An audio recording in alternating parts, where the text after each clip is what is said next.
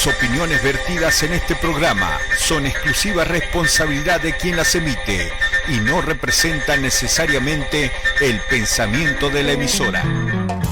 Pistones de un curioso motor. Hola, ¿qué tal? Buen día. Bienvenidos a una nueva transmisión de Mundo Peronista Radio. Estamos en vivo por FM Ya, la Radio TV, por el dial y también transmitiendo por la página de Facebook. Esto es parte de El Tren de la Vida Producciones. Así que bueno, dejamos un contacto de comunicación para aquellos que quieran mandar un mensaje al WhatsApp 387-5397-295, 397-295.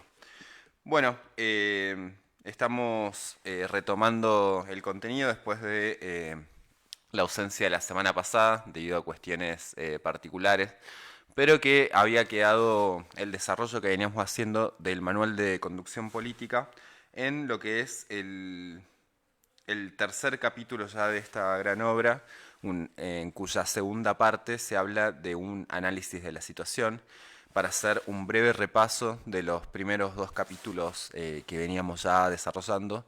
En el primero justamente se habla de los elementos que forman parte de la conducción, esto es conductor, cuadros auxiliares y la masa o el pueblo, que serían los tres elementos que constituyen todo lo que hace a lo necesario para llevar adelante una conducción política. Y después lo que tiene que ver con la metodología también estuvimos desarrollando y comentando todo lo que es el trabajo que se realiza para tener la información disponible sobre la situación, la manera de recopilar esa información, que también, como decía Perón, es todo un arte, dado que, bueno, tiene distintos métodos para realizarse, ya desde la presencia concreta y personal de uno en la situación, hasta los informes que se puedan recopilar para tomar las mejores decisiones respecto de cómo actuar.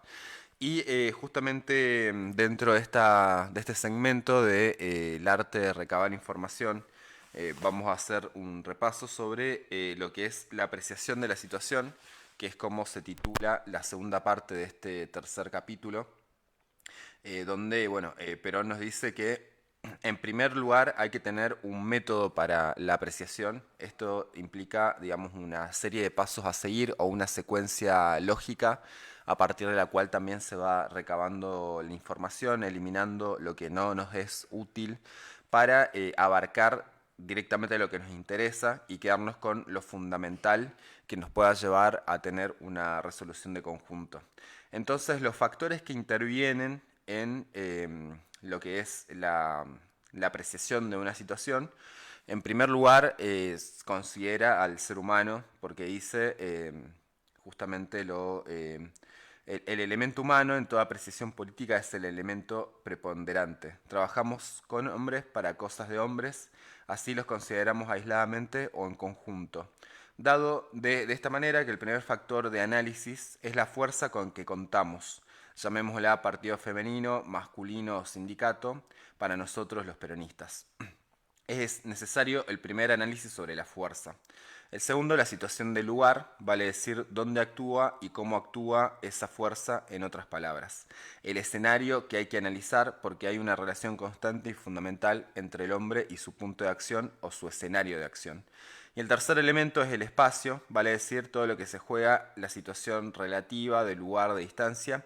Y el cuarto es el tiempo, es decir, el momento actual de la evolución de los hechos, del fenómeno social, del fenómeno político y del fenómeno económico.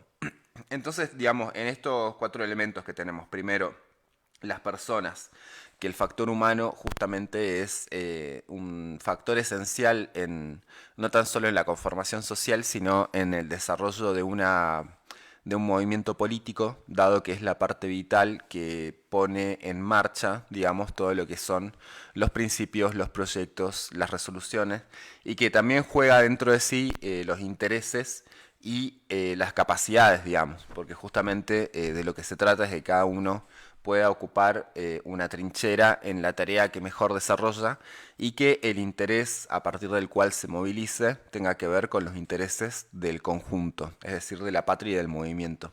Entonces, cuando justamente se tergiversan estos intereses o no se responden a ciertos principios, ahí es donde se complica, digamos, a partir del factor humano, el desarrollo de una política de conjunto. Esto, haciendo mención a lo que fue recientemente el discurso de Cristina, que lo estuve escuchando de nuevo anoche, me hace pensar en la parte donde habla de Alberto Fernández puntualmente, pero como un ejemplo histórico de aquellas personas que llegan al poder o a un lugar de decisión en nombre de un proyecto colectivo y que a partir de eso se lanzan en aventuras personales. Bueno, ahí tenemos el factor humano jugando de manera determinante, que es lo que nos pasó justamente con la presidencia de Alberto Fernández, cuando llegaba a partir de una lectura, una situación en la que se realizó una política de unidad y de poder conformar un frente que justamente derrota el macrismo, pero la figura puesta en la cúspide, digamos, de ese frente, que era quien iba a ocupar el lugar de presidente, después no cumplió básicamente con el contrato electoral, por decirlo de alguna manera, con la plataforma de campaña, en lo que también se desarrolló toda la militancia, digamos, de aquella fórmula. Y que bueno, después ya lo que pasó es historia conocida, vino lo que vino y el resultante es este gobierno de Milei. Bueno, creo que la segunda traición de aventura personal fue la de Carlos Menem, que también llegó, digamos, a partir de un discurso de revolución productiva, salariazo, etcétera, y que después, digamos, fue la aplicación del neoliberalismo en nombre del peronismo. Bueno, en el caso de Alberto Fernández podemos decir que fue la aplicación de la socialdemocracia o el progresismo en nombre del peronismo. Entonces, este tipo de aventuras personales, como caracterizaba Cristina, en la que se sumergen actores que ocupan espacios relevantes o cargos definitivos, porque en cuestión la presidencia es un cargo unipersonal que se ejerce dentro de una tradición personalista, digamos, que tiene la Argentina, más allá de que existe todo un equipo y un proyecto político. Quien ocupa la presidencia es una sola persona que toma las decisiones, más allá de los asesoramientos y demás, o de las críticas o de las tensiones internas. Entonces, también la responsabilidad sobre esas decisiones recae sobre los hombros de esa persona. Entonces, este factor humano que decimos es el fundamental que siempre juega, ya sea por intereses o principios que muchas veces no sabemos hacia dónde van. Entonces, ese es por ahí el factor más difícil de prever, digamos, ¿no? De alguna manera.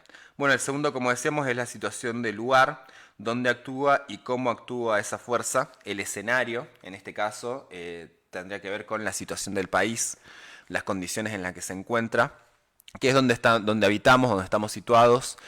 Perón también dice en esto, no es lo mismo hacer un análisis de la Argentina de 1945, por ejemplo, en la época en la que ellos se encontraban, que hacer una comparación con la situación rusa de 1917, es decir, un contexto, un pueblo, un lugar completamente distinto, que eso es el error en el que caen muchos adeptos de doctrinas foráneas, ¿no?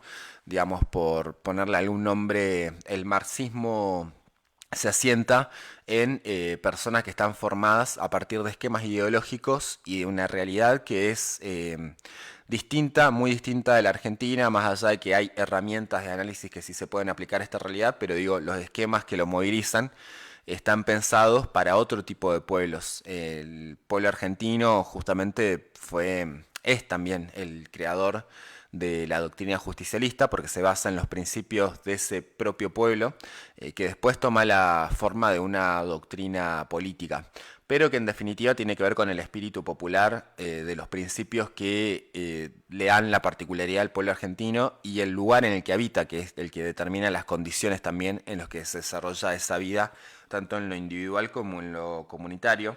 Entonces, la situación del lugar es el factor que nos ubica en donde estamos parados.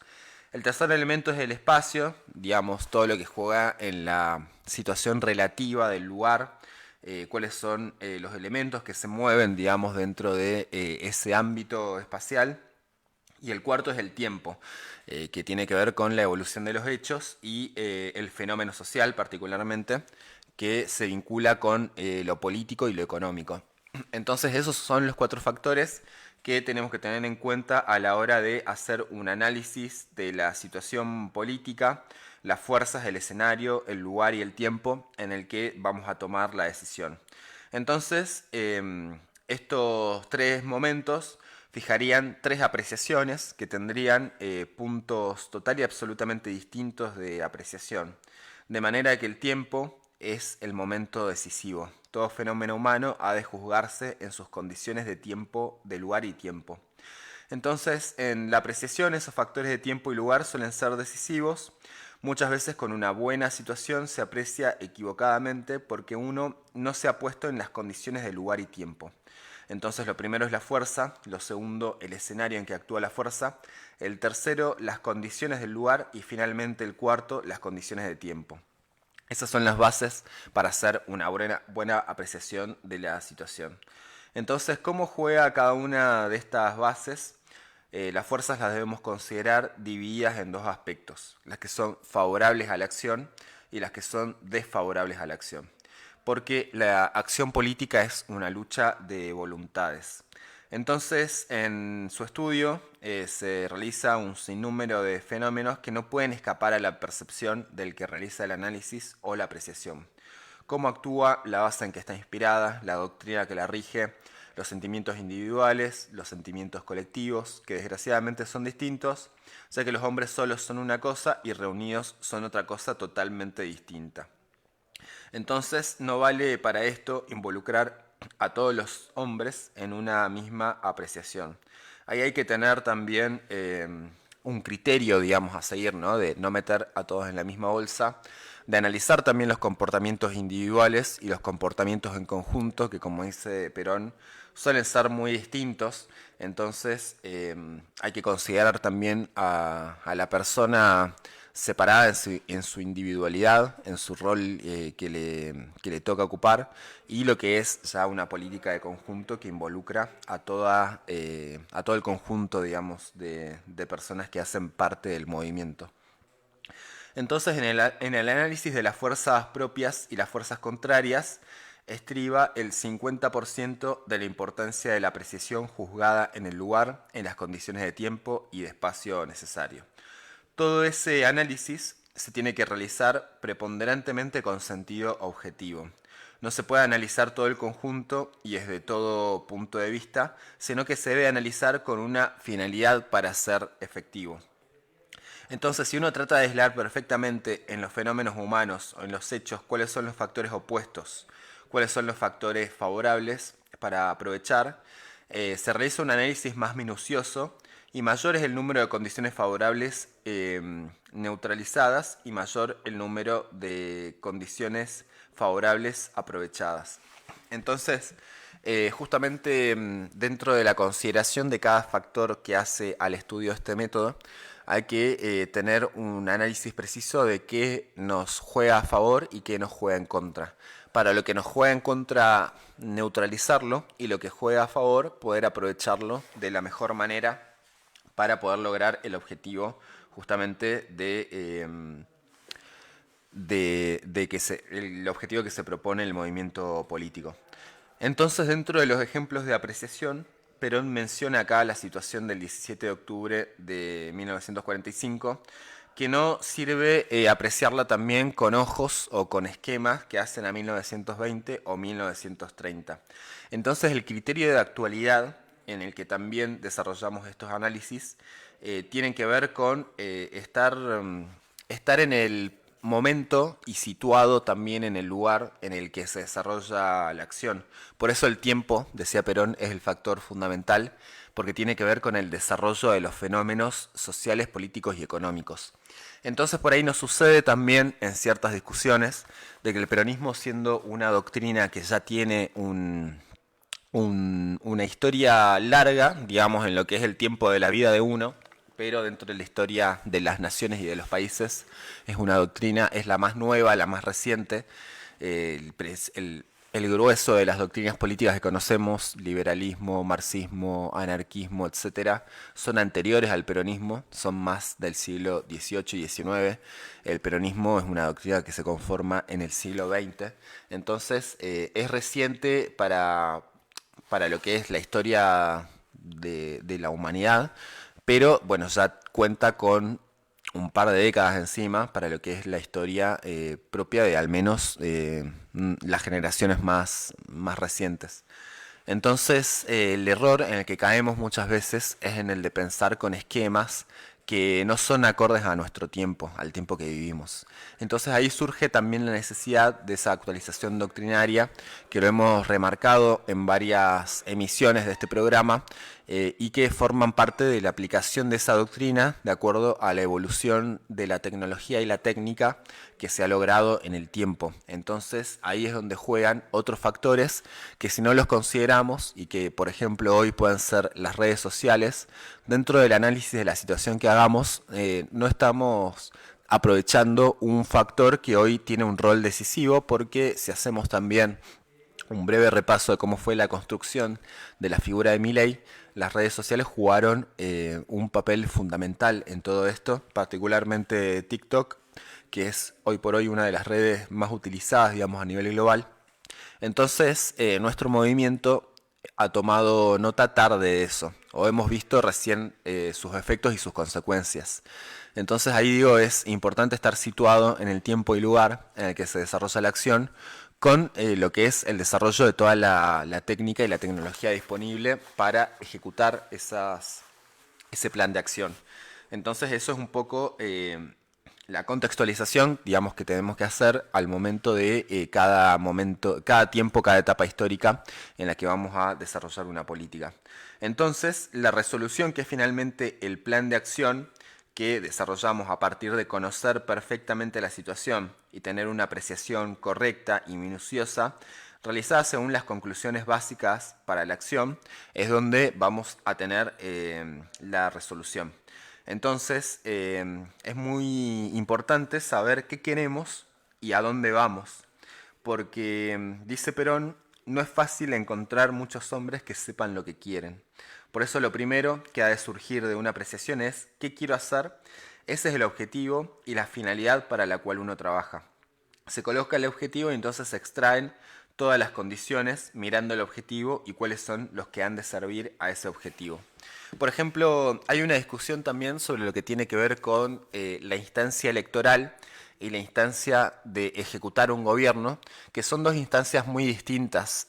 Perón, para hacer un repaso, también decía que la instancia electoral es un fenómeno cuantitativo, que tiene que ver con la cantidad de votos que uno puede juntar a partir del armado de un frente electoral, una fórmula lo suficientemente amplia que involucre varios sectores.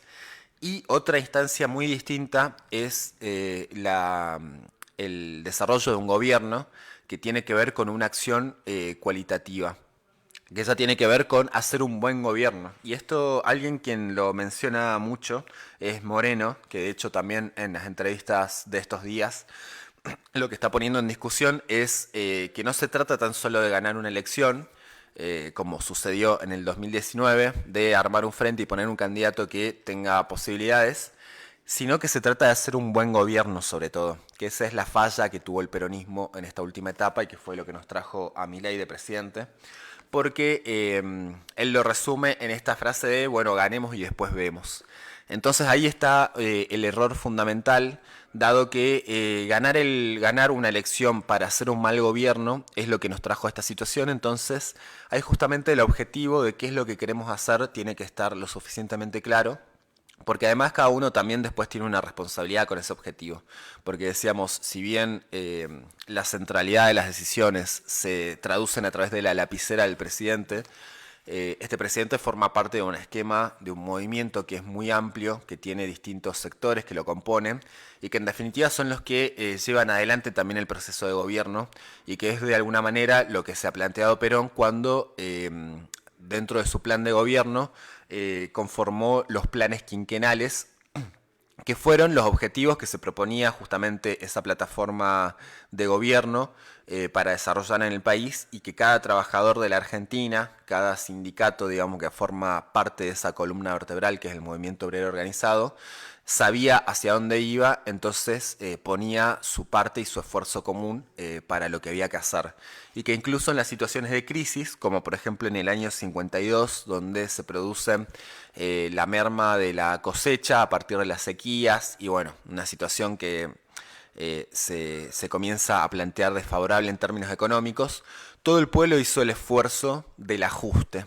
Es decir, no cayó sobre una parte de la población como suele suceder en los gobiernos antipopulares, donde el ajuste recae sobre los más débiles, los jubilados, como estamos viendo hoy en esta situación, las personas con discapacidad, los sectores públicos, digamos, de la salud, la educación.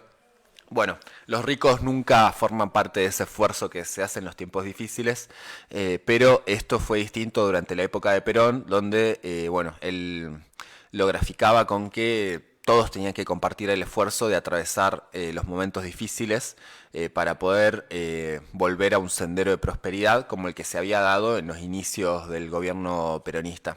Entonces ahí también involucraba a los ricos, que son justamente los que más esfuerzo pueden hacer, los que acaparan también muchas veces la riqueza generada por toda la fuerza del trabajo del país. Entonces a ellos corresponde una cuota mayor en cuanto a este tipo de esfuerzos. Pero bueno, lamentablemente muchas veces nos confunden tanto que nos ponemos del lado también de los ricos y defendemos la riqueza que no tenemos, que tienen y de la que disfrutan otras personas que en la mayoría de los casos no están involucradas con los destinos del país. Entonces ahí tenemos un problema de tener como primer orden de prioridades a la patria, ¿no? Y que cada uno pueda justamente constituir una ayuda en los momentos en los que se necesita.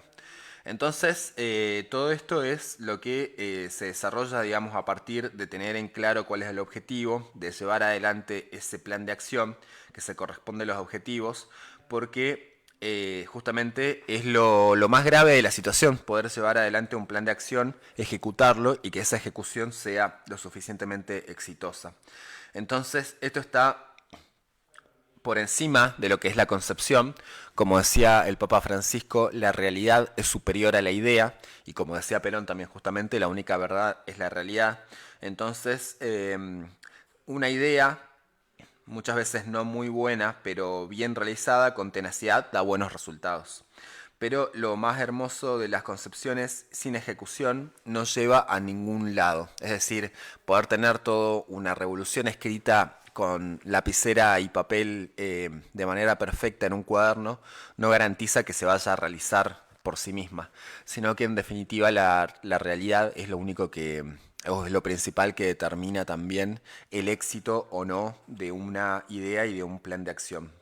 Entonces, la realización que surge de ese método que alcance ese plan fija la acción hasta cierto punto. Entonces, bueno, prever nada más que hasta la decisión.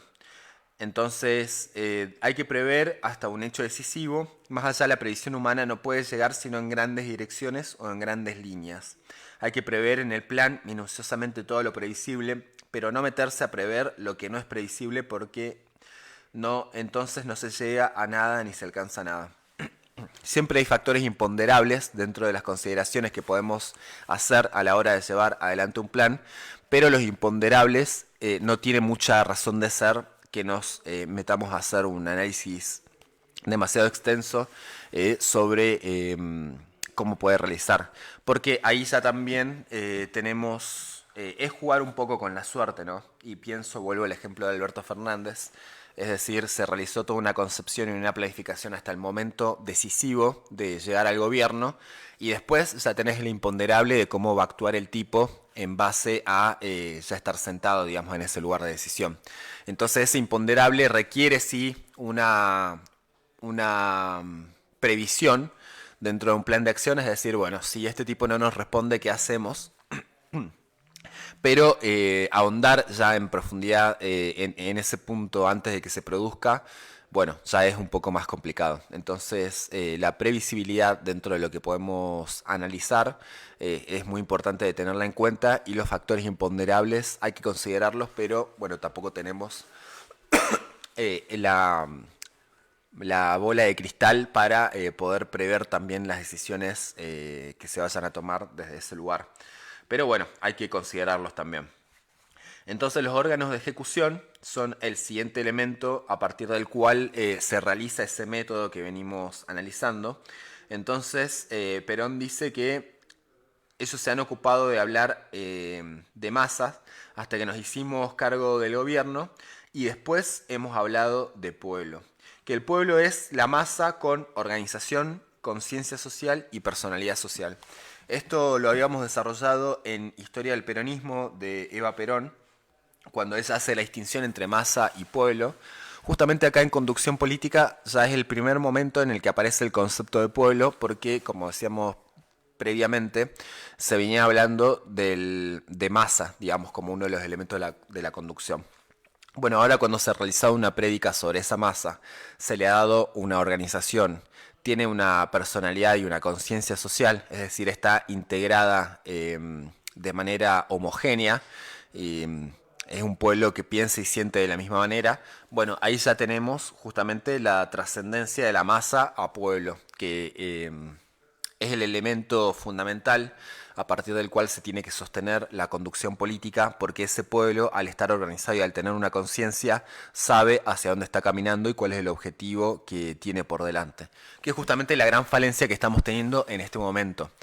Nos han desintegrado como identidad de pueblo que veníamos teniendo, o esa identidad se sostiene un poco con alambre, diríamos, ¿no? Porque yo pongo como ejemplo siempre lo que ha pasado con haber ganado el último mundial, que eso desencadenó en una algarabía impresionante en la calle, con festejos y un sentimiento de argentinidad muy festivo, digamos, ¿no? Muy alegre, que ha derivado también en esta famosa canción de La Escaloneta, donde se hablaba de los pibes de Malvinas, pero eso no se trasladó, digamos, dentro del ámbito de lo político a un sentimiento nacional, sino que se ha desintegrado en múltiples representaciones y que justamente no hay una unidad de concepción que garantice la representatividad conjunta del pueblo. Entonces, eso que veíamos desde el fenómeno deportivo, después en la política nos encontramos muy divididos, eso es lo que quiero decir. Se ve una división, que en ese momento eran 5 millones de personas, según algunas estimaciones en la calle, con una misma bandera, una misma canción, un mismo objetivo, que era celebrar justamente el triunfo de la Argentina en el Mundial, pero si lo pensamos ya en términos políticos, lo que nos atraviesa es la atomización de la representación y justamente la falta de una unidad de concepción que nos garantice la estabilidad como pueblo. Y eso justamente tiene que ver con una clase política que no ha cumplido las expectativas por las cuales el pueblo lo votó. Entonces, en esta reorganización que se está produciendo del conjunto de nuestra fuerza, ese es el primer factor que debemos considerar, ¿no? Volver a lograr la unidad del pueblo argentino sobre la base de una organización sólida que involucre a todas las organizaciones libres del pueblo, porque esto tampoco es el partido único que se centra todo en una vanguardia iluminada, sino que, como es la tradición histórica del peronismo, se basa en la comunidad organizada. Entonces esa es la mayor manifestación de una conciencia popular y una identidad también de pueblo. Entonces, volviendo a ese esquema, es donde ya tenemos constituido el sujeto fundamental, que es ya no la masa, sino el pueblo. Y que Perón justamente dice que la prédica que él se encargó de hacer en la Secretaría de Trabajo y Previsión fue para dotar de esos elementos a la masa que recurría a él, digamos, para encontrar alguna respuesta o soluciones. Entonces dice Perón, a las masas es muy difícil de conducirlas porque justamente no están organizadas, porque la acción o la reacción espontánea termina siendo por el lado de la violencia. Esto lo hemos visto en el estallido de 2001, digamos, cuando a partir de todo el desastre que se produjo en el plano de lo económico y lo social, La respuesta fue echarlos a patadas, digamos, a los gobernantes de aquel momento, con el hastío ya de un pueblo que se había bancado muchas situaciones, una crisis profunda. Entonces ahí ya no había capacidad de conducción posible, sino que fue el estallido social pidiendo que se vayan todos. Bueno, ese es el problema cuando no está una masa, no se constituye como pueblo. En cambio, el pueblo es más fácil de conducir porque cuando se hace de buena fe, de manera que para esa ejecución, de nada vale todo el proceso racionalista de un método que nos conduce de la situación a la apreciación, a la resolución y al plan de acción. Si no tenemos preparado el instrumento para realizarlo, entonces ese instrumento es el pueblo organizado y encuadrado perfectamente. Entonces, el pueblo, acá hay una diferencia también que menciona Perón, el pueblo organizado es una cosa y el pueblo encuadrado es otra. El pueblo no vale por su organización ni por el número de hombres que están organizados.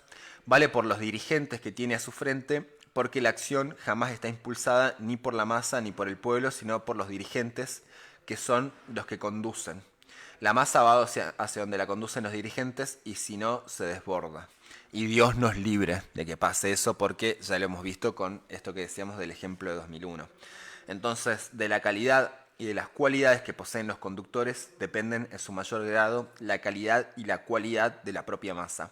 Por eso nuestro interés justicialista, al tratar de formar los cuadros para el encuadramiento de esa masa y convertir mediante ese proceso orgánico y encuadramiento esa masa en el pueblo, es fundamental.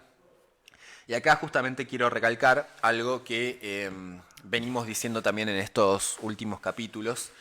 Nos falta la formación de los cuadros intermedios, que es el segundo elemento de la conducción. Hoy tenemos grandes referentes que tienen un grado mayor o menor de representatividad dentro de nuestro movimiento.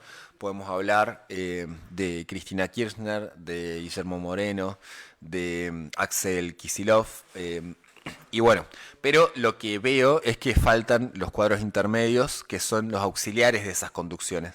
O no los conocemos o no desempeñan bien su rol, porque también estamos viendo falencias a la hora de llevar adelante una política. Digo, hay discursos, hay apreciaciones, hay análisis de la situación, pero después eso no se traduce en un plan de acción porque están faltando justamente los cuadros intermedios. Entonces, como dice Perón acá, una fuerza política no vale tanto por la cantidad de personas que lo integran, sino por la calidad de los dirigentes que tiene a la cabeza. Entonces, en este momento del peronismo hace falta profundizar en la formación de esos cuadros intermedios, que son los que en definitiva ejecutan la parte táctica de lo que es una planificación y un plan de acción.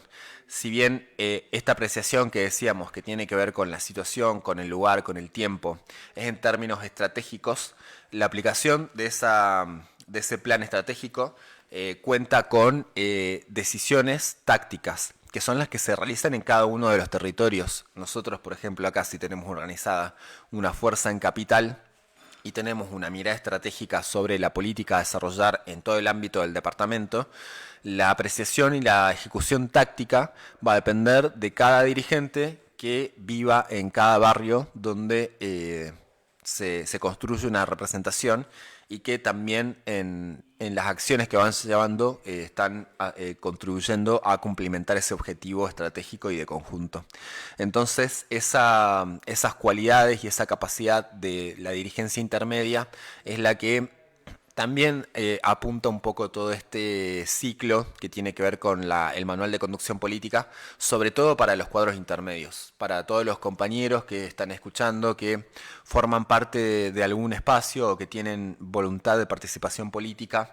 Hoy lo que tiene que hacer, al menos también la juventud, la nueva generación que se formó, digamos, al calor de la década ganada y los últimos años de militancia política, me parece que es justamente el momento de hacer el salto cualitativo, de asumir un rol de dirigencial de cuadro intermedio. Y a partir de eso es donde vamos a traccionar también de abajo hacia arriba en la construcción de una política de conjunto y volver a reconstruir el movimiento también con el surgimiento de cuadros políticos que den la discusión, que tengan propuestas e ideas concretas para realizar y que además tengan la capacidad de llevarlas a buen puerto. Porque justamente también en esto de conquistar nuevamente la representatividad de nuestro pueblo va a depender de que nuestro pueblo nos vea solucionando problemas. Y creo que eso es hoy también la importancia de poder escuchar y tomar nota, digamos, de cuáles son las preocupaciones, las necesidades, más allá del análisis que haga cada uno, pero en sí, cuando es tomado del mismo pueblo, ahí es donde tiene el valor fundamental para resolverlo también. Y ahí es donde uno, en definitiva, va ganando esa representatividad, porque como decía siempre Perón, mejor que decir es hacer, mejor que prometer es realizar. Entonces ese va a ser la única manera en la cual podamos reconquistar también esa representatividad para que nos vuelvan a votar. Entonces, bueno, justamente todo eso nos va a llevar a pensar en lo que es también la ejecución del plan, el realizar un buen gobierno, dado que Perón en este caso nos dice que él dividía el gobierno en dos acciones, la acción administrativa y de gobierno y la acción de lucha. Esta última es la que permite la administración de gobierno. Si no triunfo en la lucha, no llegaré muy lejos en la acción de gobierno.